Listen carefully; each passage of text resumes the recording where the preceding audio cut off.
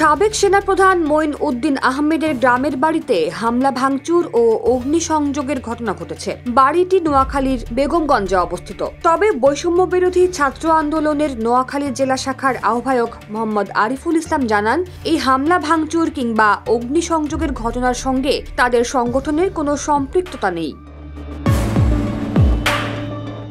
একই সময়ে পার্শ্ববর্তী চৌমুহনী পৌরসভার সাবেক মেয়র ও পৌর আওয়ামী লীগের সাবেক সভাপতি আক্তার হোসেন ফয়সালের বাড়িতেও ভাঙচুর করা হয়। ৬ ফেব্রুয়ারি রাত ৮টার দিকে এসব ঘটনা ঘটে। খবর পেয়ে সেনাবাহিনী ও পুলিশের পৃথক দুটি দল ঘটনাস্থল পরিদর্শন করে। বেগমগঞ্জ থানার ভারপ্রাপ্ত কর্মকর্তা হামলার সত্যতা নিশ্চিত করেছেন।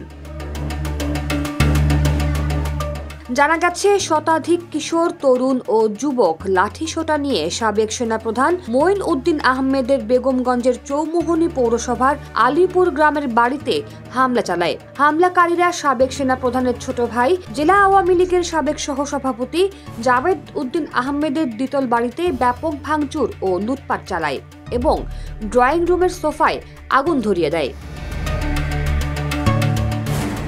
প্রায় একই সময়ে একই ব্যক্তিরা পার্শ্ববর্তী চৌমুহনী পৌরসভার সাবেক মেয়র ও পৌর আওয়ামী লীগের সাবেক সভাপতি আক্তার হোসেন ওরফে ফয়সালের বাড়িতেও হামলা ভাঙচুর ও লুটপাট চালায়। স্থানীয় একটি সূত্র জানায়, হামলাকারীদের মধ্যে কয়েকজনের মাথায় হেলমেট ও মুখে মাস্ক পরা ছিল। তবে হামলা ও ভাঙচুরকালে দুই বাড়ির বাসিন্দারা কেউই উপস্থিত না থাকায় কোনো হতাহতের ঘটনা ঘটেনি।